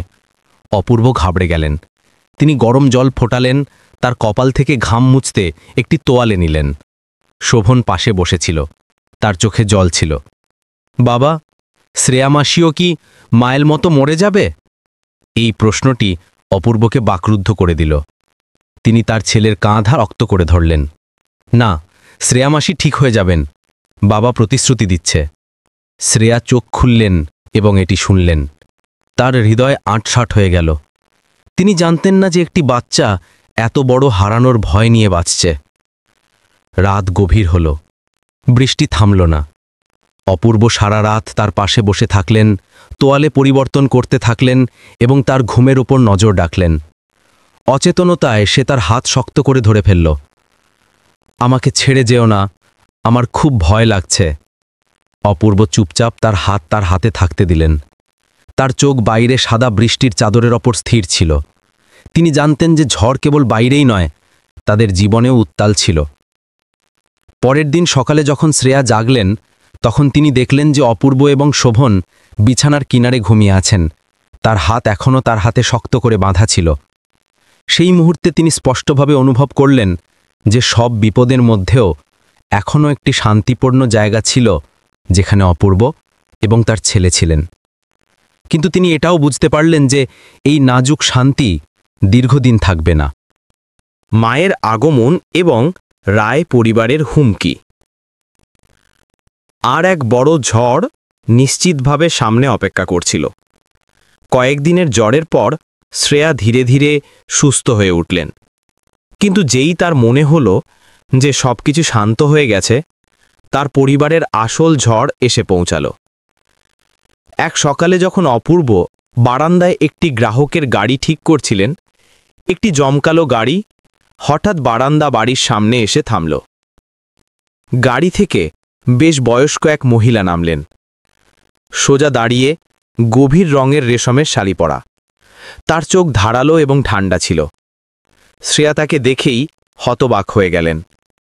তিনি ছিলেন তার নিজের মা। তাহলে তুমি সত্যি এখানে আছো? মহিলার কণ্ঠস্বর ঠান্ডা ছিল, উঁচু নয় কিন্তু অধিকারপূর্ণ। সপ্তাহ ধরে পুরো পরিবার চিন্তিত। মিডিয়ায় তোলপাড় চলছে। এইভাবে পালিয়ে গিয়ে কি তুমি তোমার বাবা মায়ের কথা একবারও ভাবলে? শ্রেয়া শক্ত হয়ে গেলেন। তার হাত শক্ত করে বাঁধা ছিল। মা, আমাকে ক্ষমা করে দাও, কিন্তু আমি ফিরে যেতে পারি না। আমি সেই লোকটিকে বিয়ে করতে পারি না। আমি মিথ্যের মধ্যে বাঁচতে চাই না। মা অপূর্বের দিকে এক নজর দিলেন। তার চোখে পরীক্ষা ছিল। তারপর ঘুরে দাঁড়ালেন। তুমি গর্ভবতী। তোমার মনে হয় পালিয়ে গেলেই তুমি এটি লুকিয়ে রাখতে পারবে? তুমি কি চাও যে তোমার বাবা পুরো ব্যবসা জগতের সামনে লজ্জিত হন? এই বাচ্চাকে একটি সম্মানিত নাম নিয়ে জন্ম নিতে হবে। তুমি কি এই টপকানো ছাদওয়ালা বাড়িতে একজন অপরিচিত লোকের সাথে থেকে রায় পরিবারের নাম মাটিতে মিশিয়ে দিতে চাও? অপূর্ব পানা নিচে রাখলেন, হাত মুছলেন এবং দাঁড়িয়ে গেলেন। মাসিমা, শ্রেয়া এখানে নিজের ইচ্ছায় আছেন। কেউ তাকে বাধ্য করেনি। আমি শুধু তাকে অস্থায়ীভাবে থাকার জায়গা দিয়েছি। দয়া করে ভুল বুঝবেন না। মা তিরস্কারে দৃষ্টিতে তাকালেন। তুমি কে হও আমাদের পরিবারের বিষয়ে হস্তক্ষেপ করার? একজন গরিব মেকানিক তুমি। নিজের সীমায় থাকো। তাড়াতাড়ি আমার সাথে চলো। তোমার বাবা খুব রাগান্বিত। যদি তুমি ফিরে না যাও তাহলে পরিণাম খুব খারাপ হবে। শ্রেয়া কেঁদে উঠলেন এবং তার মায়ের সামনে হাঁটু গেড়ে বসলেন। মা, আমি তোমার কাছে অনুরোধ করছি। আমি শুধু একটি সাধারণ জীবন বাঁচতে চাই। আমি নিজের ইচ্ছায় একজন মা হতে চাই। আমাকে সেই নরকে ফিরে পাঠিও না। আমি আর সহ্য করতে পারছি না। মা এক মুহূর্তের জন্য থামলেন। তার চোখে এক পলকের জন্য নরম ভাব এলো, কিন্তু তারপর তারা আবার কঠোর হয়ে গেল। তুমি এখনো খুব নাদান। তোমার মনে হয় স্বাধীনতা মানেই সুখ। পরিবার ছাড়া, পদ ছাড়া তুমি নিজের রক্ষা করতে পারবে না। বাচ্চার রক্ষা তো দূরের কথা। তিনি ঘুরলেন এবং গাড়ির দিকে চলে গেলেন। একটি ভারী বাক্য ছেড়ে গেলেন। ভালোভাবে চিন্তা করো, রায় পরিবারের দরজা সব সময় খোলা থাকবে না। জমকালো গাড়িটি দ্রুত চলে গেল। পিছনে ধুলো এবং একটি ভারী নীরবতা রেখে গেল। শ্রেয়া পড়ে গেলেন। চোখের জল বৃষ্টির মতো বইতে লাগল। অপূর্ব কাছে এলেন। তিনি তার কাঁধে হাত রাখলেন। তুমি ঠিক আছো? শ্রেয়া ওপরে তাকালেন। তার কণ্ঠস্বর রুক্ষ ছিল। আপনি দেখলেন, আমি কখনো বাঁচতে পারি না। আমি যেখানেই পালাই না কেন, ওরা আমাকে খুঁজে নেবে। আমি খুব ক্লান্ত। অপূর্ব তাকে দেখলেন। তার হৃদয়ে একটি ঝড় উঠল। তিনি কিছু বলতে চেয়েছিলেন, কিন্তু তারপর তিনি কেবল একটি দীর্ঘ নিঃশ্বাস নিলেন এবং তাকে উঠতে সাহায্য করলেন। তোমার কাছে শোভন আছে এবং আমিও আছি। কেউ তোমার পছন্দকে তোমার কাছ থেকে কেড়ে নিতে পারে না যতক্ষণ না তুমি নিজে হার মেনে নাও। পরের কয়েকদিনে ছোট্ট পাড়ায় আলোড়ন সৃষ্টি হল। লোকেরা সেই জমকালো গাড়ি এবং সেই ধনী মহিলাটি সম্পর্কে কথা বলতে শুরু করল, যিনি তার মেয়েকে খুঁজতে এসেছিলেন। প্রতিবেশীরা ফিসফিস করতে শুরু করল, সে নিশ্চয়ই কোনো ধনী ঘরের মেয়ে যে পালিয়েছে, পুরো মহল্লার জন্য যেন বিপদ ডেকে না আনে। এই কথাগুলো অপূর্বকে কয়েক রাত জাগিয়ে রাখল। তিনি জানতেন যে প্রতিবেশীরা ভুল নয়, শ্রেয়া যত বেশি দিন এখানে থাকবেন বিপদ তত বেশি কাছে আসবে। এক সন্ধ্যায় যখন শোভন ঘুমিয়ে গিয়েছিল, অপূর্ব শ্রেয়ার সাথে বারান্দায় বসেছিলেন। তিনি ধীর কণ্ঠে বললেন, তোমার উদ্দেশ্য কি? যদি তুমি এখানে থাকো তবে তোমাকে মোকাবেলা করার জন্য প্রস্তুত থাকতে হবে। তারা শুধু একবার আসবে না। শ্রেয়া পেট ধরে রেখেছিলেন, তার চোখ দূরে তাকিয়েছিল। আমি জানি না, কিন্তু আমি একটা কথা অবশ্যই জানি, আমি ফিরে যাব না। যদিও আমাকে সব কিছু নতুন করে শুরু করতে হয়, যদিও আমি সব কিছু হারাই, আমি আমার বাচ্চাকে রাখতে চাই এবং নিজের সাথে সত্য থাকতে চাই। তার কণ্ঠস্বর দৃঢ় ছিল, কাঁপছিল কিন্তু দৃঢ়। অপূর্ব চুপচাপ দেখতে থাকলেন। তার হৃদয়ে একটি সম্মানের অনুভূতি উঠল। তিনি তার মধ্যে শুধু একজন দুর্বল মহিলাকে দেখেননি, বরং একজন মাকে দেখলেন যিনি তার বাচ্চার সুরক্ষার জন্য পুরো বিশ্বের সাথে লড়তে প্রস্তুত ছিলেন। সেই শক্তি তাকে আগের চেয়েও বেশি করে তাকে রক্ষা করার জন্য অনুপ্রাণিত করল। কিন্তু সেই মুহূর্তে অপূর্বের ফোন বেজে উঠল। একটি অনামা বার্তা এলো, এইটা ভেবো না যে তুমি সবসময় তাকে লোকাতে পারবে। সেই মহিলা আমাদের, দূরে থাকো যদি বিপদ না চাও। অপূর্ব ফোন শক্ত করে ধরলেন। তার চোখ অন্ধকার হয়ে গেল। তিনি জানতেন যে আসল ঝড় এখন শুরু হয়েছে এবং এইবার বাঁচা সহজ হবে না। বাবার হুমকি এবং অপূর্বের অঙ্গীকার। রাতের বৃষ্টি টিনের ছাদে জোরে জোরে বাজছিল। প্রতিটি ফোঁটা অপূর্বের বুকে ধুকপুক করা হৃদয়ের মতো ধরফর করছিল। তিনি অন্ধকারে বসেছিলেন। তার চোখ ফোনের স্ক্রিনে স্থির ছিল, যেখানে অনামা বার্তা এখনও ঝলমল করছিল। এইটা ভেবো না যে তুমি তাকে সবসময় লুকাতে পারবে। সেই মহিলা আমাদের, দূরে থাকো যদি বিপদ না চাও। প্রতিটি শব্দ একটি ছুরির মতো তার চিন্তাগুলোকে কাটছিল। তিনি বার্তাটি মুছে দিলেন, কিন্তু তার হৃদয় টোলপাড় চলতে থাকল। ঘরে শ্রেয়া ক্রমাগত পাশ ফিরছিলেন। তার আর্তনাদ শোভনের হালকা নাক ডাকার সাথে মিশে যাচ্ছিল। অপূর্ব ভেতরে গেলেন, দেখলেন যে তিনি বিছানার পাশে বসে আছেন, চোখ খোলা। তারা নীরবতায় একে অপরের দিকে তাকালেন। শেষ পর্যন্ত শ্রেয়া ধীরে ধীরে জিজ্ঞাসা করলেন, কি হয়েছে? আপনি আমার কাছ থেকে কিছু লুকাচ্ছেন, তাই না? অপূর্ব দ্বিধা করলেন এবং তারপর মাথা নাড়লেন। কিছু না, তুমি ঘুমিয়ে পড়ো, কাল শোভনকে স্কুলেও নিয়ে যেতে হবে। শ্রেয়া জানতেন যে তিনি মিথ্যা বলছেন। যখন থেকে তারা একসাথে ছিলেন, তিনি অনুভব করেছিলেন যে অপূর্ব কম কথা বলেন, কিন্তু তার চোখ কখনো সত্য লুকাতে পারত না। তিনি জোর করলেন না, শুধু একটি বিষণ্ণ হাসি দিয়ে হাসলেন। অপূর্বজি, আমি জানি যে আমার আসার ফলে অনেক বিপদ সৃষ্টি হয়েছে। যদি আপনি চান যে আমি চলে যাই, তবে আমি এক্ষুনি চলে যাব। আমি আপনাকে এবং শোভনকে বিপদে ফেলতে চাই না। অপূর্ব এক মুহূর্তের জন্য চুপ হয়ে গেলেন, তারপর বিছানার কিনারে বসলেন। আমি একজনকে হারিয়েছি, আমি বুঝি পিছনে ফেলে যাওয়া কেমন হয়। শোভনও বোঝে। এখন আমি চাই না যে এই বাড়িতে কাউকে আবার চলে যেতে হোক। এখানেই থাকো, যাই হোক না কেন, আমি সামলে নেব। শ্রেয়া কেঁদে উঠলেন। তার মুখ দুহাতে ঢাকলেন। তার গরম চোখের জল অপূর্বর হাতে পড়ল। সেই মুহূর্তে তিনি তার হৃদয় গলে যেতে অনুভব করলেন এবং এটিও স্পষ্টভাবে দেখলেন যে তারা দুজন একে অপরের সাথে শুধু আশ্রয় থেকে অনেক বেশি কিছুতে যুক্ত হয়ে গেছেন। পরের দিন অপূর্ব শোভনকে স্কুলে ছেড়ে তার ওয়ার্কশপে ফিরে এলেন। তিনি সবেমাত্র মেশিনের উপর হাত রেখেছেন, এমন সময় তিনি দুজন লোককে অপেক্ষা করতে দেখলেন। একজন যুবক রিপোর্টার যার হাতে ক্যামেরা ছিল এবং একজন অদ্ভুত ভয়ঙ্কর দেখতে লোক। আপনি অপূর্ব, তাই না? রিপোর্টার জিজ্ঞাসা করল। তার কণ্ঠস্বর বিনয়ী কিন্তু ধারালো ছিল। আমরা খবর পেয়েছি যে শ্রেয়া রায় এখানে থাকছেন। আপনি কি আমাদের তার সাথে দেখা করতে দিতে পারেন? অপূর্ব ভ্রু কোচকালেন। আমি আগেই বলেছি, আমি শুধু আমার ছেলের সাথে থাকি। আপনারা ভুল জায়গায় এসেছেন। ভয়ঙ্কর লোকটি মাঝখানে কথা বললেন, তার আওয়াজে অহংকার ছিল। তোমার মনে হয় তুমি তাকে সবসময় লুকাতে পারবে? তুমি শুধু একজন মেকানিক। তুমি কি এই বিষয়ে জড়ানোর পরিণাম ভোগ করতে পারবে? শ্রেয়ার মতো মহিলাকে নিজের জায়গায় ফিরে যাওয়া উচিত। তাকে এখানে রাখা পুরো পরিবারের বিরুদ্ধে যাওয়ার মতো। অপূর্ব তার মুষ্টি শক্ত করলেন, কিন্তু তার কণ্ঠস্বর শান্ত রাখার চেষ্টা করলেন। সে এখানে নিজের ইচ্ছায় থাকছেন, কারো অধিকার নেই তার ওপর কিছু চাপিয়ে দেওয়ার। রিপোর্টার চুপকে ছবি তোলার জন্য তার ক্যামেরা তুলল। অপূর্ব এগিয়ে গেলেন এবং ক্যামেরা ছিনিয়ে নিলেন। তার কণ্ঠে রাগ ছিল। উল্টোপাল্টা ছবি তুলো না, এইটা আমার জায়গা। উত্তেজনা ওয়ার্কশপের অন্যান্য মেকানিকদেরও কাজ থামিয়ে দিতে বাধ্য করল। তারা বাইরে দেখতে লাগল। ভয়ঙ্কর লোকটি তিরস্কারের সাথে মেঝেতে থুতু ফেলল। তুমি অনুশোচনা করবে। তারপর তারা দুজন চলে গেল। পিছনে একটি ভারী পরিবেশ রেখে গেল। সেই সন্ধ্যায় শ্রেয়ার কাছে একটি অজানা নম্বর থেকে ফোন এলো। তার বাবার কণ্ঠস্বর এলো। শক্ত কিন্তু ক্লান্ত। তুমি এই পরিবারকে আর কত লজ্জিত করবে? ফিরে এসো, আমি সব কিছু সামলে নেব। বাচ্চাকে রাখতে পারো, কিন্তু তাকে শর্মা উপাধি নিতে হবে, এইটা শেষ সুযোগ। শ্রেয়া বাকরুদ্ধ হয়ে গেলেন, চোখের জল বইতে লাগল। তিনি কাঁপা কাঁপা কণ্ঠে উত্তর দিলেন, আমাকে ক্ষমা করে দিন, আমি করতে পারি না, আমি সত্যের সাথে বাঁচতে চাই। তারপর তিনি ফোন কেটে দিলেন। তিনি মেঝেতে বসে পড়লেন এবং তার পেট ধরে ফেললেন। অপূর্ব ভেতরে এলেন। তার মুখ সাদা দেখে তাকে জিজ্ঞাসা করার দরকার হলো না, তিনি বুঝতে পারলেন। শ্রেয়া উপরে তাকালেন, তার কণ্ঠস্বর রুক্ষ ছিল। অপূর্বজি, আমার খুব ভয় লাগছে, ওরা আমাদের একা ছাড়বে না। অপূর্ব তার কাঁধ ধরলেন, তার চোখ দৃঢ় ছিল। তুমি এখন একা নও, যাই হোক না কেন আমি এখানে আছি, আমাকে বিশ্বাস করো। পুলিশ এবং শ্রেয়ার নির্ভীকতা। গুজব দ্রুত ছড়িয়ে পড়ল। প্রতিবেশীরা ফিসফিস করতে শুরু করল।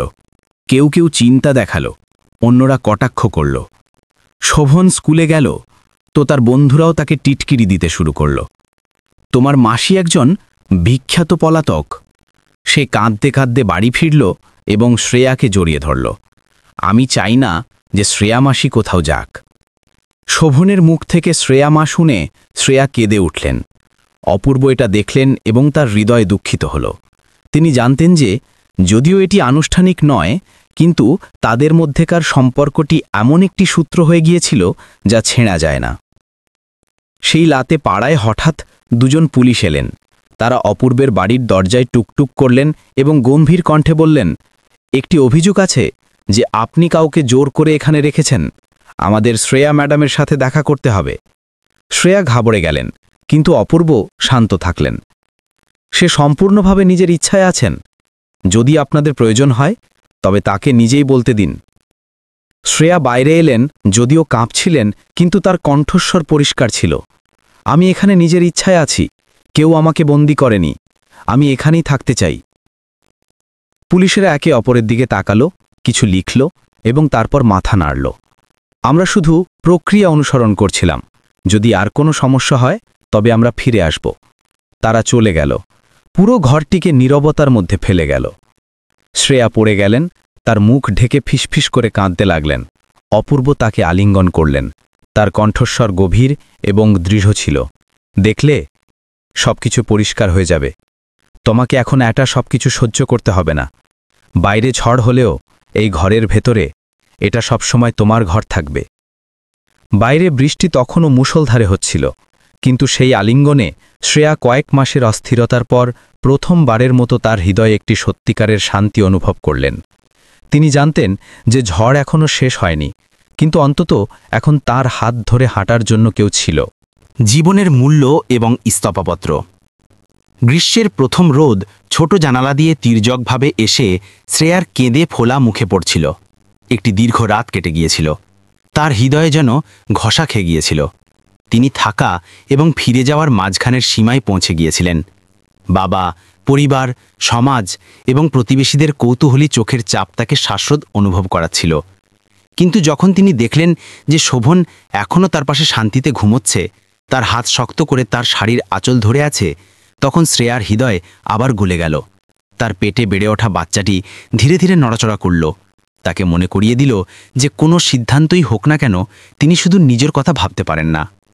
অপূর্ব ভেতরে এলেন এবং তার সামনে আদার গরম চায়ের কাপ রাখলেন। তিনি সরাসরি শ্রেয়ার চোখে তাকালেন। আমি তোমার জন্য সিদ্ধান্ত নিতে পারি না, কিন্তু তোমাকে পরিষ্কার হতে হবে। এখানে থাকার মানে হলো সব ঝড়ের মোকাবিলা করা, আর ফিরে যাওয়ার মানে হলো অন্তত তোমার কাছে বাবা মা আছে, সম্মান আছে। আমি শুধু চাই যে তুমি খুশি থাকো, আমার কারণে দুঃখী নাও। শ্রেয়া ফ্যাকাশে হাসলেন, চোখের জল আবার বইতে লাগল। কেমন সুখ যখন আমাকে অন্যদের হিসাব মতো বাঁচতে হয়। আপনি বুঝবেন না অপূর্বজি, আমি একটি সীমার মধ্যে বেড়ে উঠেছি। প্রতিটি পদক্ষেপ পরিবারের সুবিধার জন্য ঠিক করা হয়েছিল। আমি ভাবতাম যে আমি শক্তিশালী, একটি পুরো কোম্পানি চালাতে পারি, ভয় না পেয়ে মিডিয়ার সামনে দাঁড়াতে পারি। কিন্তু শেষ পর্যন্ত আমি শুধু একটি ঘুঁটি ছিলাম। জীবনে প্রথমবারের মতো আমি সত্যিই বাঁচতে চাই, নিজের পথ নিজে বেছে নিতে চাই। অপূর্ব চুপচাপ একটি সিগারেট ধরানেন এবং তারপর এটি না খেয়েই নিভিয়ে দিলেন। আমার শুধু ভয় হয় যে তুমি অনুশোচনা করবে। এখানের জীবন সহজ নয়। এক থালা খাবার, একটি টিনের ছাদ, প্রতিদিন আমাকে রোজগারের জন্য কঠোর পরিশ্রম করতে হয়। আমার ভয় হয় যে তুমি এই অভাব সহ্য করতে পারবে না। শ্রেয়া তার হাত ধরলেন। তার চোখ জলমল করছিল। আপনি কি জানেন যে এই কথাটিই আমাকে শান্তি দেয়? প্রথমবার যখন আমি আপনাদের দুজনের সাথে ডাল ভাত খাচ্ছিলাম, শোভনের হাসি শুনছিলাম, তখন আমার মনে হলো যে আমি সত্যিই বাঁচছি। আমাকে কোনো বাংলো বা দামি গাড়ির দরকার নেই। আমার শুধু এই অনুভূতিটা চাই। দরজা হঠাৎ জোরে খুলল। শোভন ভেতরে ছুটে এলো। তার হাতে একটি বাঁকা বাঁকা ড্রয়িং ছিল। বাবা, শ্রেয়ামা, দেখো, আমি আমাদের পুরো পরিবারের ছবি এঁকেছি। এতে বাবা আছে, আমি আছি, শ্রেয়ামা আছে, আর একটি ছোট বাচ্চাও আছে। বাচ্চার নির্দোষ ড্রয়িংটি দুজন বড় মানুষকে চুপ করিয়ে দিল। শ্রেয়া শোভনকে আলিঙ্গন করলেন, কেঁদে উঠলেন। অপূর্ব এই দৃশ্য দেখলেন। তার হৃদয় হঠাৎ আটসাট হয়ে গেল। কিন্তু একটি ছোট্ট আশার আলোও জ্বলল। গুজব ছড়াতে থাকল। এক রাতে যখন অপূর্ব দেরিতে ফিরলেন, তখন তিনি কিছু প্রতিবেশীকে ভাড়া বাড়ির সামনে জড়ো হতে দেখলেন। ফিসফিস করতে করতে তারা তাকে দেখে থেমে গেল। কিন্তু তাদের চোখে চিন্তা ছিল। বসুমাসি তাকে এক কোণে টেনে নিলেন। অপূর্ব বেটা, আমি তোমাকে নিজের মনে করি, তাই সত্যি বলছি। ওই মেয়েটিকে হয়তো তুমি রাখতে পারবে না। তার পরিবার খুব শক্তিশালী। তারা তোমাকে একা ছাড়বে না। এমন না হয় যে তুমি এবং তোমার ছেলেও বিপদে পড়ে যাও। অপূর্ব কেবল মাথা নাড়লেন এবং কোনো উত্তর দিলেন না। তিনি ঘরে প্রবেশ করলেন এবং দেখলেন যে শ্রেয়া একটি নোটবুকে কিছু লিখছেন। তিনি ওপরে তাকালেন। তার চোখ দৃঢ় ছিল। আমি আমার ইস্তফা লিখে দিয়েছি। কাল আমি এটি কোম্পানিকে পাঠিয়ে দেব। আমি আর লুকিয়ে থাকতে চাই না। আমি এটাকে ছেড়ে দেওয়ার সিদ্ধান্ত নিচ্ছি। অপূর্ব চমকে গেলেন। তুমি কি ভালোভাবে ভেবে দেখেছ? এমন সিদ্ধান্ত ফিরিয়ে নেওয়া সহজ হবে না। শ্রেয়া মাথা নাড়লেন। আমি এই দিনগুলোতে অনেক ভেবেছি। আমি একই সময়ে শান্তিতে বাঁচতে এবং ক্ষমতা ধরে রাখতে পারি না। আমাকে বেছে নিতে হবে। এবং আমি মা হওয়া বেছে নিচ্ছি। আমি এই জীবন বেছে নিচ্ছি। পরের দিন শ্রেয়া আনুষ্ঠানিকভাবে একটি হাতে লেখা চিঠির সাথে তার ইস্তফা পাঠিয়ে দিলেন। মিডিয়া সঙ্গে সঙ্গে তোলপাড় শুরু করে দিল। সব ওয়েবসাইট একসাথে খবর দিল যে যুবতী মহিলা সিইও ব্যক্তিগত কারণে পদত্যাগ করেছেন। রায় গ্রুপে উত্তেজনা সৃষ্টি হল। তার নিখোঁজ হওয়ার গল্প আবার ভীষণ জল্পনা নিয়ে উত্থিত হল। অপূর্বর ফোন ক্রমাগত বাজতে থাকল। শ্রেয়ার বাবা তাকে ফোন করলেন। তার কণ্ঠে রাগ ছিল। তোমার মনে হয় তাকে রক্ষা করে তুমি হিরো হচ্ছ? তুমি শুধু একজন নীচ লোক। তার যোগ্য মা। স্বপ্ন দেখো না। যদি তুমি তাকে না ছাড়ো, তবে তোমার পুরো পাড়া, তোমার পুরো কাজ কিছুই শান্ত থাকবে না। অপূর্ব ফোন শক্ত করে ধরলেন। প্রতিটি শব্দে জোর দিয়ে বললেন, আপনার মেয়ে কোনো জিনিস নয় যাকে কেউ সাজিয়ে রাখতে পারে। তার নিজের ইচ্ছায় বাঁচার অধিকার আছে। তারপর তিনি ফোন কেটে দিলেন। তার হাত কাঁপছিল। তিনি জানতেন যে সেই মুহূর্ত থেকে তিনি আনুষ্ঠানিকভাবে একটি বড় শক্তির বিরুদ্ধে দাঁড়িয়ে গেছেন। শ্রেয়া তাকে দেখলেন। তার চোখে ভয় এবং কৃতজ্ঞতা দুটোই ছিল। আপনাকে আমার জায়গায় এইসব সহ্য করতে হবে না। অপূর্ব মাঝখানে কথা বললেন, এটা সহ্য করা নয়, এটা আমার পছন্দ। আমি তোমার সাথে দাঁড়ানোর সিদ্ধান্ত নিয়েছি। বিয়ের উৎসব এবং মায়ের আশীর্বাদ। দিন উত্তেজনায় কাটতে থাকল। পুলিশ আবার তদন্তের জন্য এলো। মিডিয়া এখনও পাড়ার আশেপাশে ঘোরাফেরা করছিল। কিন্তু অদ্ভুতভাবে শ্রেয়া এখন আগের মতো কাঁপছিলেন না। তিনি বেশি শান্ত ছিলেন। বেশি সময় ডায়েরি লিখতে, শোভনের সাথে কথা বলতে কাটাতেন এবং সন্ধ্যায় তার সাথে গাছের মধ্যে হাঁটতেও যেতেন।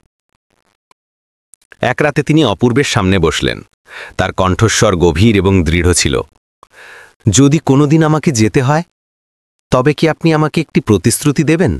শোভনকে একজন স্বাধীন মানুষ হিসেবে বড় করবেন, যাকে কেউ যেন বাধ্য না করে।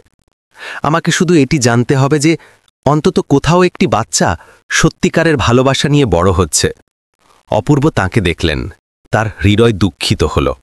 তিনি শব্দে উত্তর দিলেন না, শুধু তার হাত শক্ত করে ধরলেন। সেই রাতে তীব্র বাতাস বইল, যেন একটি আসল ঝড় আসার সংকেত দিচ্ছিল। শ্রেয়া শুয়ে টিনের ছাদের খড়খড়ানি শুনছিলেন। তার হৃদয় দ্বিধায় ভরা ছিল। কিন্তু কয়েক মাসের মধ্যে প্রথমবারের মতো তাকে এখন ভয় লাগছিল না। তিনি তার পথ বেছে নিয়েছিলেন, সামনে খাঁদ হোক বা আলো। বাইরে অপূর্ব চুপচাপ বসেছিলেন। তার চোখ ঘন অন্ধকারের দিকে ছিল। তিনি জানতেন যে শ্রেয়ার পছন্দ মানে তাদের 3 জন মানুষের জন্য একটি কঠিন চ্যালেঞ্জ। কিন্তু তার হৃদয়ের গভীরতায় তিনি এটাও বুঝতে পারলেন যে এই মুহূর্ত থেকে তারা আর আলাদা ব্যক্তি নন, বরং একটি পছন্দ দিয়ে জোড়া একটি পরিবার ছিলেন, ঝড় যতই বড় হোক না কেন। কয়েকটি দীর্ঘ ঝড়ো রাতের পর আজ সকালে আকাশ অদ্ভুতভাবে পরিষ্কার ছিল। প্রথম রোদ গাছপালার মধ্যে দিয়ে ছেকে এসে সেই স্যাঁতস্যাঁতে পাড়ায় পড়ছিল, কিন্তু হঠাৎ এটি গরম এবং আলাদা অনুভব হচ্ছিল। শ্রেয়া ছোট আয়নার সামনে দাঁড়িয়েছিলেন, একটি সাধারণ সাদা রঙের শাড়ি পরা, যা অপূর্ব বাজারে এক পরিচিতের কাছ থেকে তাড়াতাড়ি সেলাই করিয়েছিলেন। তিনি কিছুটা রোগা হয়ে গিয়েছিলেন, কিন্তু তার মুখ ঝলমল করছিল, তার চোখে জলের চিকচিক ছিল। তিনি ধীরে ধীরে তার পেট আহ্লাদ করলেন এবং হাসলেন। বাচ্চাটি ধীরে ধীরে পাশ ফিরল, যেন সেও এই নীরব আনন্দ ভাগ করে নিচ্ছে। শ্রেয়ার সম্পর্কে গুজব প্রথমে বিভ্রান্তি সৃষ্টি করেছিল, কিন্তু এখন এটি একটি সুন্দর গল্প হয়ে উঠেছিল, যার শেষ পুরো মহল্লা দেখতে চেয়েছিল। লোকেরা একে অপরের সাথে বলছিল, একজন ধনী মেয়ে ভালোবাসার জন্য ঘর ছেড়ে এসেছে, সে সাধারণ জীবনযাপনের জন্য ধন সম্পদ ছেড়ে দিয়েছে, আমাদের তাকে সমর্থন করা উচিত। অপূর্ব একটা সাদা শার্টে ছিলেন, তার চুল পরিষ্কারভাবে আঁচড়ানো ছিল, তার মুখ দৃঢ় ছিল, কিন্তু তার চোখে ঘাবড়ে যাওয়ার ভাব ছিল। তার এই গোলমালের পরিবেশের অভ্যেস ছিল না। এত বছর ধরে নীরবে বাঁচার পর আজ হঠাৎ তার মনে হলো যে তিনি একটি ঘটনার প্রধান চরিত্র হয়ে গেছেন। শোভন একটি লাল রঙের কুর্তা পরে দৌড়ে এলো, তার মুখ হাসিতে ভরা ছিল। বাবা, আজ আমি বরযাত্রীর সহকারী। অপূর্ব হেসে উঠলেন, তার ছেলের মাথায় হাত বুলিয়ে দিলেন। তাকে সহবালা বলে বাচ্চা। গান বাজতে শুরু করল, অতিথিরা জড়ো হলেন। কোনো জমকালো ব্যাঙ্কোয়েট হল ছিল না, শুধু একটি মাটির উঠোন ছিল যা ত্রিপল দিয়ে ঢাকা হয়েছিল। প্লাস্টিকের টেবিল আর চেয়ার ছিল, কিন্তু মানুষের হৃদয় আনন্দে ভরা ছিল। যখন শ্রেয়া বাইরে এলেন, তখন পুরো মহল্লা তার প্রশংসা করতে লাগল। গর্ভবতী বধূ, তার রূপ ছিল শান্ত, তার মুখ হাসিতে ঝলমল করছিল। অপূর্ব এগিয়ে গেলেন, তার হাত বাড়ালেন, তিনি সেটি ধরলেন। তার হাত কাঁপছিল, কিন্তু দৃঢ় ছিল। দুজনের চোখ মিলিত হলো, কোনো শব্দের দরকার ছিল না, সবকিছু পরিষ্কার ছিল। তারা একে অপরের সাথে চলার সিদ্ধান্ত নিয়েছিলেন, যে কোনো ঝড় আসুক না কেন। বিয়ের অনুষ্ঠান সাধারণ ছিল, কোনো বিদেশি মদ ছিল না, শুধু গরম চা এবং কিছু গ্রাম্য খাবার ছিল। কিন্তু শুভেচ্ছা জোরে জোরে প্রতিধ্বনিত হচ্ছিল, হাসি ছিল খুব স্পষ্ট। কেউ আবেগপ্রবণ হয়ে ফিসফিস করে বলল, এই বিয়ে কোনো 5 তারাম হোটেলের চেয়েও বেশি সুন্দর, কারণ এটা আসল। অনুষ্ঠানের মাঝখানে একটি জমকালো গাড়ি হঠাৎ গলির সামনে এসে থামল। পরিবেশ কিছুটা শান্ত হয়ে গেল। গাড়ি থেকে শ্রেয়ার মা নামলেন। লোকেরা ফিসফিস করতে লাগল। শ্রেয়া হতবাক হয়ে গেলেন, তার হৃদয় জোরে জোরে ধরফর করতে লাগল। কিন্তু সেই মহিলার রূপ এখন আগের মতো ঠান্ডা ছিল না। তিনি ধীরে ধীরে এগিয়ে গেলেন, তার মেয়েকে সাদা শাড়িতে দেখলেন, তার চোখ ভিজে ছিল। শ্রেয়া, তিনি ধীরে ধীরে ডাকলেন। পুরো উঠোন নীরব হয়ে গেল। শ্রেয়া কাঁপছিলেন। মা একটি দীর্ঘ নিঃশ্বাস নিলেন। আমি ভেবেছিলাম যে তুমি শুধু একটি নাদান মেয়ে, কিন্তু আজ আমি দেখলাম যে তুমি সত্যিই জানো যে তুমি কি চাও। যদি এইটা তোমার পছন্দ হয়, তাহলে আমি আর তোমাকে আটকাবো না। খুশি থাকো, এটাই বাবা মায়ের ইচ্ছা হয়। শ্রেয়ার চোখের জল বইতে লাগল। তিনি তার মাকে শক্ত করে জড়িয়ে ধরলেন, ফিসফিস করে কাঁদতে কাঁদতে, ধন্যবাদ মা, আমাকে আমি হতে দেওয়ার জন্য, ধন্যবাদ। অপূর্ব পাশে দাঁড়িয়েছিলেন, তার চোখ ভিজে ছিল। প্রথমবারের মতো তিনি তার পরিবারের পক্ষ থেকে স্বীকৃতি দেখলেন, যদিও এটি শুধু অর্ধেক পদক্ষেপ ছিল। বিয়ের অনুষ্ঠান চলতে থাকল। ঢোল আর সঙ্গীতের আওয়াজ জোরে জোরে প্রতিধ্বনিত হতে লাগল। শোভন চারিদিকে দৌড়ে সবাইকে বলছিল, শ্রেয়া মা এখন আমার আসল মা। পুরো মহল্লা হেসে উঠল, জোরে জোরে হাততালি দিল। আলোর ঠিকানা ক্যাফে, নতুন জীবন। কয়েক মাস পর শ্রেয়া একটি প্রাদেশিক হাসপাতালে একটি আদুরে মেয়ের জন্ম দিলেন।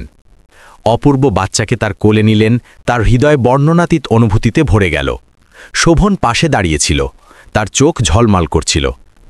এইটা আমার বোন বাবা, আমি তার রক্ষা করব, যেমন আপনি আমার এবং শ্রেয়ামার রক্ষা করেন। অপূর্ব হাসলেন এবং দুজনকেই আলিঙ্গন করলেন। শ্রেয়া এই দৃশ্য দেখলেন, আনন্দে ভরে গেলেন। যদিও বাইরে এখনও গুজব ছিল, এখনও অজানা চ্যালেঞ্জ ছিল। তারা হাইওয়ের ধারে একটি ছোট্ট গ্যারেজ এবং ক্যাফে খোলার সিদ্ধান্ত নিলেন। অপূর্ব গ্যারেজের কাজ দেখতেন, শ্রেয়া ক্যাফে সামলাতেন। শোভন একটি কোণার টেবিলে তার হোমওয়ার্ক করত এবং ছোট্ট মেয়েটি একটি কাঠের দোলনায় হমাত। ক্যাফে ধীরে ধীরে আশেপাশের লোকদের জন্য একটি পরিচিত বিরতিস্থল হয়ে উঠল। লোকেরা এটিকে একটি সাধারণ নামে ডাকত, আলোর ঠিকানা ক্যাফে। একদিন শ্রেয়া তার ডায়েরি লিখছিলেন। তার চোখ ঝলমল করছিল। আমি ভেবেছিলাম যে আমি সব কিছু হারিয়ে ফেলেছি, কিন্তু তারপর আমি একটি সত্যিকারের পরিবার পেলাম। সুখ পদে নেই, বরং সাধারণ খাবার, বাচ্চাদের হাসি এবং পাশে থাকা একটি গরম হাতে আছে। তিনি নোটবুক বন্ধ করলেন এবং জানালা দিয়ে বাইরে তাকালেন, যেখানে অপূর্ব একটি গাড়ির নিচে কাজ করছিলেন। রোদ তার কাঁধে পড়ছিল। একটি নতুন অধ্যায় শুরু হয়ে গিয়েছিল। সামনের রাস্তা উঁচু নিচু হতে পারে, কিন্তু তারা জানতেন যে যতক্ষণ তারা একে অপরের হাত শক্ত করে ধরে রাখবেন, তারা দৃঢ়ভাবে এগিয়ে যেতে থাকবেন। যেমন প্রতিটি সকালে সূর্য দীর্ঘ রাতের পর উঠে আসে। বিপদগামী মনে হওয়া 3 জন মানুষের জন্য সত্যিই একটি নতুন সকাল এসেছিল, এবং এখান থেকে তাদের গল্প শুধু পালানোর কষ্টের নয়, বরং সত্যি বাঁচার, সত্যি ভালোবাসার এবং তাদের জীবনের আসল ঘর খুঁজে নেওয়ার যাত্রা ছিল। আমাদের সময় দেওয়ার জন্য ধন্যবাদ।